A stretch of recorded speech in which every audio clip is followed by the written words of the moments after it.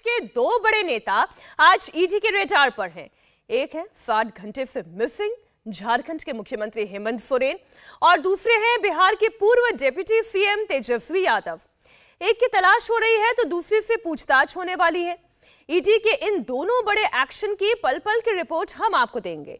ED की team कल से फुल एक्शन में है। कल दिन भर दिल्ली में हेमंत सोरेन की तलाश हुई तो पटना में लालू यादव से 10 घंटे तक पूछताछ की गई।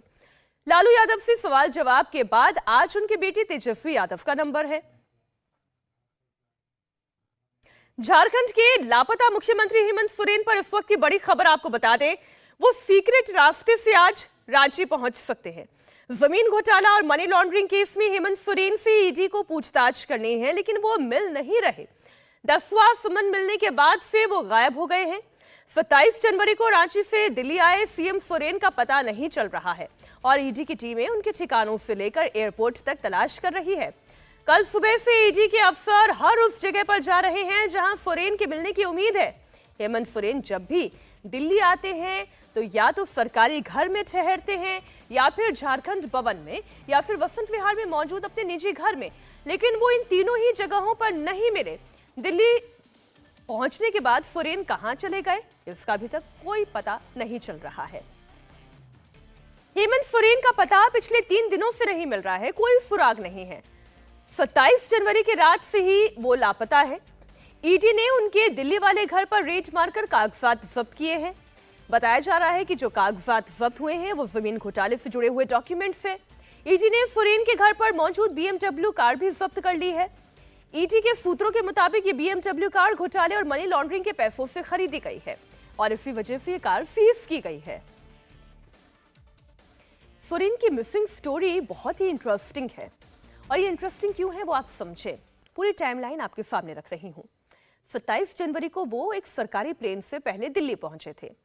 29 जनवरी को उन्हें अपने प्लेन से वापस रांची लौटना था, लेकिन वो लौटे नहीं। 27 जनवरी से उनका प्लेन दिल्ली एयरपोर्ट पर ही खड़ा है और दावा यह किया जा रहा है कि वो सीक्रेट रास्ते से आज रांची लौट सकते हैं और वो रास्ता सड़क मार्ग का हो सकता है। हेमंत सोरेन के सीक्रेट रास्ते से रांची पहुंचने का दावा बीजेपी सांसद निशिकांत दुबे ने किया है। निशिकांत दुबे का कहना है कि सोरेन ने जेएमएम और कांग्रेस के विधायकों को बैग के साथ रांची बुलाया है। अपने समर्थन में विधायकों से कहा कि वो सामान लेकर रांची पहुंचे। निशिकांत दुबे का दावा है कि हेमंत सोरेन अपनी पत्नी कल्पना सोरेन को मुख्यमंत्री बनाने की तैयारी में है। इसी रणनीति के तहत सभी विधायकों को रांची में जुटने के लिए कहा गया है। तो बड़ी खबर हम आपको बता रहे हैं, हेमंत सोरेन जी यानी कि झामुमो और कांग्रेस तथा सहयोगी विधायकों को रांची सामान और बैग के साथ बुलाया गया है और सूचना के आधार पर कल्पना सोरेन को मुख्यमंत्री बनाने का प्रस्ताव है। ये निशिकांत दुबे ने social media site x post पर पोस्ट किया है। ईडी के एक्शन पर जेएमएम भड़की हुई है। इसे आदिवासियों का अपमान बताया गया।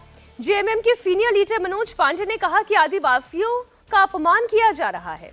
आदिवासी होना गुनाह तो नहीं है। जेएमएम नेता ने कहा कि जब मुख्यमंत्री की तरफ से यह कह दिया गया कि वो 31 जनवरी को पेश होने के लिए तैयार हैं, पेशी की डेडलाइन भी 31 जनवरी है, तो डेडलाइन से पहले ईडी की कार्रवाई क्यों हो रही है।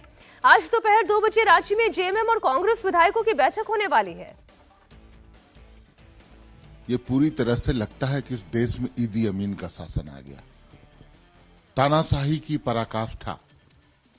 एक चुनी हुई सरकार, एक चुने हुए मुख्यमंत्री को इस तरह प्रताड़ित करना।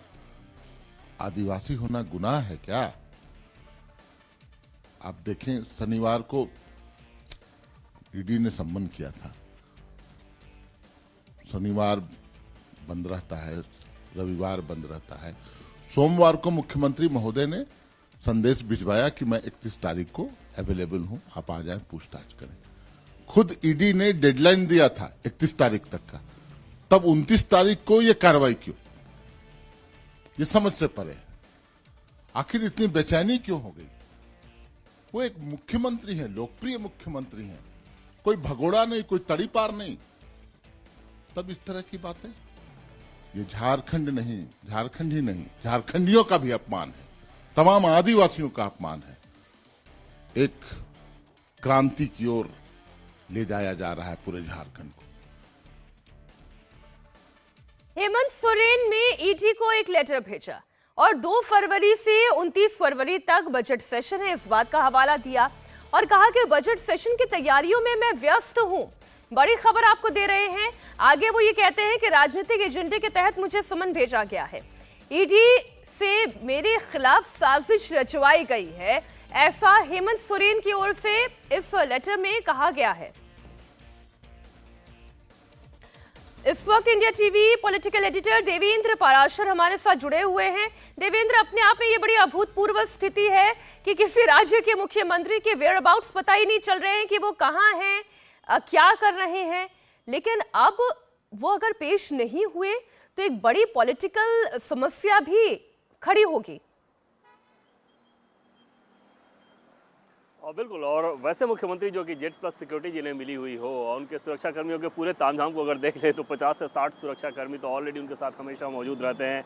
वैसी स्थिति में एक मुख्यमंत्री के लिए बीजेपी सांसद जैसे निशिकांत दुबे की बात करें, उन्होंने एक ट्वीट पे लगाया कि मुख्यमंत्री लापता। तो समझा जा सकता है कि इस मसले को लेकर एक तरफ बीजेपी कितनी हमलावर है, दूसरी तरफ जेएमएम इसे प्रोजेक्ट करने की कोशिश ये कर रही है कि आदिवासी मुख्यमंत्री के ऊपर, आदिवासी के ऊपर दबाव बनाया जा रहा है, उनको प्रताड़ित किया जा रहा है, उनके ऊपर अत्याचार किया जा रहा है। लेकिन सबसे अलग आज की जो महत्वपूर्ण बैठक होगी जेएमएम की, जिसमें सभी सहयोगी दलों को कल भी पहले बुलाया गया था, उसके बाद आज 2 बजे बुलाया गया है, उनको ठहराया गया सर्किट हाउस में। जाहिर तौर पे हेमंत सोरेन को ये अंदाजा है कि ये लड़ाई आगे कोई भी शक्ल अख्तियार कर सकती है और उसके लिहाज से अपनी तैयारी पूरी होनी चाहिए। आपको पिछली बार भी याद होगा कि जब ऐसी चर्चा चली थी कि ईडी उन्हें गिरफ्तार कर सकती है, तो उस समय हेमंत सोरेन ने सभी विधायकों को बुलाकर, अपने सहयोगी दलों के विधायकों को भी बुलाकर एक प्लान बना लिया था कि अगर उन्हें गिरफ्तार किया जाता है तो उनकी पत्नी कल्पना सोरेन, जिनके बारे में माना जा रहा है कि उन्हें ही वो कुर्सी सौंपेंगे, तो उसके लिए सबकी सहमति बना ली जाए। आज की जो बैठक है एक बार फिर से उसी कड़ी में, उसी सिलसिले में, उसका रिपीट मीटिंग कह सकती हैं आप, कि एक बार फिर से इस प्लान को तैयार किया जाएगा कि अगर ईडी हेमंत सोरेन को गिरफ्तार करता है तो उसके हिसाब से प्लान बी हमारा क्या होना चाहिए, उसके लिए सभी को ऑन बोर्ड आज लिया जाएगा दोपहर 2 बजे की बैठक में। लेकिन सबसे दिलचस्प यह है कि हेमंत सोरेन हैं कहाँ, ऐसा बताया जा रहा है और जेएमएम के सोर्सेज ही इस बात की जानकारी दे रहे हैं कि शायद सड़क मार्ग से ऑलरेडी वो रांची के रास्ते में है। दिल्ली से रांची के डिस्टेंस की बात करें तो तकरीबन 1250 किलोमीटर से ज़्यादा का डिस्टेंस आता है। शायद वो पूर्वांचल एक्सप्रेस के मार्फत वहाँ पे गए हुए हैं वो। एक और लेटर जो भेजा गया है वो ये कह रहे हैं कि बजट सेशन की तैयारियों में मैं व्यस्त हूं और राजनीतिक एजेंडे के तहत ये समन भेजा गया है। तो इसका अर्थ क्या देवेंद्र ये है कि एक और जो है मियाद बढ़ाने की कोशिश हुई है? क्या ईडी के सामने अब भी वो पेश नहीं होंगे?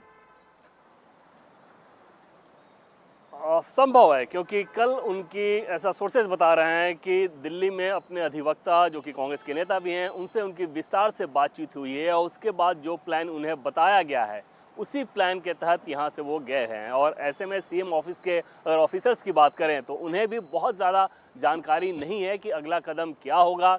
हेमंत सोरेन को जाहिर तौर पर उनके अधिवक्ता ने जो बताया है उसी लाइन पे वो आगे चलेंगे और कोशिश ये करेंगे, हो सकता है कि बजट सेशन का हवाला देते हुए इस तारीख को और आगे बढ़ाने की कोशिश की जाए। और अगर ईडी फिर से उनके घर पे पहुंचती है या उनके गिरफ्तार करने की प्रक्रिया की जाती है तो उसके हिसाब से प्लान बी भी तैयार कर लिया जाएगा आज। जी मीनाक्षी, भास्कर भी हमारे साथ जुड़े हुए हैं। भास्कर, आपके सोर्सेस क्या बता रहे हैं? और दूसरा, ये इस तरीके से कितनी बार मियाद बढ़ाई जा सकती है, कितनी बार वो समन को डॉज कर सकते हैं? और देखिए, समन को डॉज करना या म्याद बढ़ाने की जो टैक्टिस है ये सिर्फ हेमंत सोरेन की नहीं है। दिल्ली के मुख्यमंत्री के बारे में भी हमने देखा था कि ऐसे ही 4 समन उनको मिल चुके हैं और वो अभी तक नहीं गए। जो पूरे इंडिया अलायंस के लीडर्स हैं उसमें कहीं ना कहीं ये लग रहा है कि ये सब कुछ, इसका असर 2024 के लोकसभा चुनाव तक होने वाला है। तो ये मान के चलें कि कोई भी मुख्यमंत्री उससे पहले ईडी के सामने खुद या समन के बाद वो खुद पहुंचने वाले नहीं हैं। ऐसा नहीं हो सकता, वो लोग टाइम बाय करेंगे।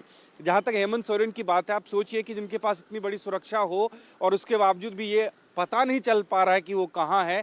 अंदाजा लगाया जा सकता है कि स्थिति क्या है। स्थिति 2 ही है।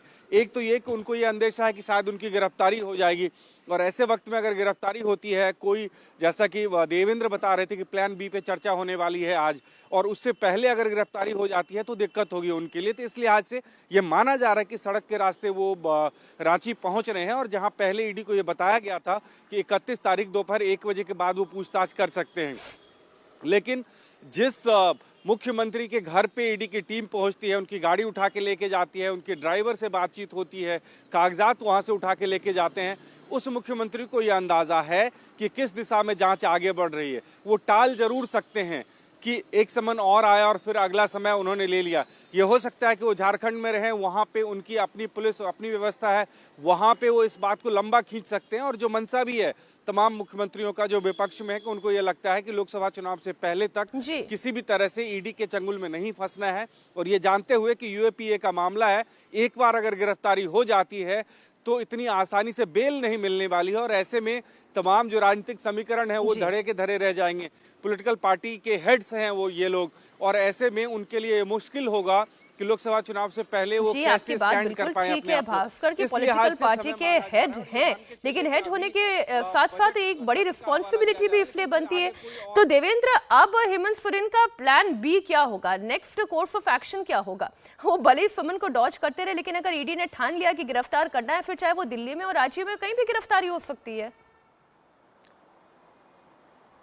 और पहले उनकी कोशिश ये थी कि अगर गिरफ्तारी की नौबत आए तो वो रांची में हो, दिल्ली ना हो। और दिल्ली वो आए थे तो दिल्ली आने का उनका जो मकसद था, जो हमने बताया था कि 26 जनवरी की शाम में जो दिल्ली आए थे, दिल्ली से उनके किसी मित्र ने फ़ोन किया था एक बहुत महत्वपूर्ण मुलाकात का हवाला देते हुए, और उसके लिए वो आनंद फानन में चार्टर प्लेन लेकर दिल्ली आए थे। दिल्ली आने के बाद जब जैसे ही ईडी के अधिकारियों ने का ये कहना था कि उन्हें कुछ और पूछताछ करनी थी, जो कि पिछली बार 20 तारीख को जो पूछताछ हुई थी उस पूछताछ से आगे की कड़ी थी, तो उनको ये भनक लगी कि शायद उनकी गिरफ्तारी हो सकती है। हमारे सोर्सेज ये बता रहे हैं कि उनके ही एक ऑफिसर ने उन्हें इस बात की जानकारी दे दी थी कि ईडी की टीम आपके पास आने वाली है, और इसलिए शांति निकेतन वाले घर से वो फरार हो गए। और उसके बाद उनकी ये कोशिश ज़रूर रहेगी कि अगर गिरफ्तार किया जाना भी है तो रांची में किया जाए, जहाँ पे पूरी स्थितियां उनके अनुकूल है। आज भी आप देखें तो रांची में लगभग 14 डीवाईएसपी की तैनाती की गई है वहां पर, क्योंकि ये अंदेशा है कि अगर कोई बहुत ज़्यादा स्थिति तनावपूर्ण रहा तो हो सकता है कि माहौल ख़राब भी हो, और उस लिहाज से 14 डीवाईएसपी की तैनाती कर दी गई है। रांची में वो अगर रहेंगे तो अपने लोगों के बीच, अपने वोटर्स के बीच एक माहौल बनाने की भी कोशिश करेंगे, तो सब कुछ उनके नियंत्रण में रहेगा। अगर गिरफ्तारी की नौबत आती है तो वो रांची ही चाहेंगे, लेकिन जैसा कि पहले हमने कहा कि वो कोशिश ये करेंगे कि इस मामले को और टाला जाए। प्लान बी के तहत, जैसा कि पहले से हम लोग बातचीत करते रहे हैं, कि प्लान बी में उनका पहला चॉइस यही है कि उनकी पत्नी कल्पना सोरेन, अगर उनकी गिरफ्तारी होती है तो वो मुख्यमंत्री की जिम्मेदारी संभाले, और इसके लिए लगभग सबको ऑन बोर्ड ले लिया गया है। मीनाक्षी जी, हेमंत सोरेन लापता इसलिए है क्योंकि उन पर गिरफ्तारी की तलवार लटक रही है, और यही हमारे संवाददाता भी जानकारी दे रहे हैं। जमीन घोटाला और मनी लॉन्ड्रिंग केस में हेमंत सोरेन आरोपी हैं। इस केस में अब तक 14 आरोपी गिरफ्तार कर लिए गए हैं। सवाल यह है कि क्या अब हेमंत सोरेन को भी ईडी गिरफ्तार करने वाली है? ईडी अब तक हेमंत सोरेन को 10 समन भेज चुकी है। 10वें समन में उन्हें 29 से 31 जनवरी के बीच पेश होने के लिए कहा गया, लेकिन जब 27 जनवरी की रात को सोरेन लापता हो गए तो ईडी उनकी तलाश में लग गई। ईडी इस बीच सीएम हाउस की तरफ से जारी किए गए एक ईमेल में भी ये कहा गया कि हेमंत सोरेन 31 जनवरी को पेश होंगे, लेकिन अब एक और जो लेटर आया है उसमें यह कहा जा रहा है कि चूंकि अब बजट का सेशन है वो उसमें व्यस्त हो जाएंगे, इसलिए इस मामले को थोड़ा सा और टालने की कोशिश के तौर पर देखा जा रहा है।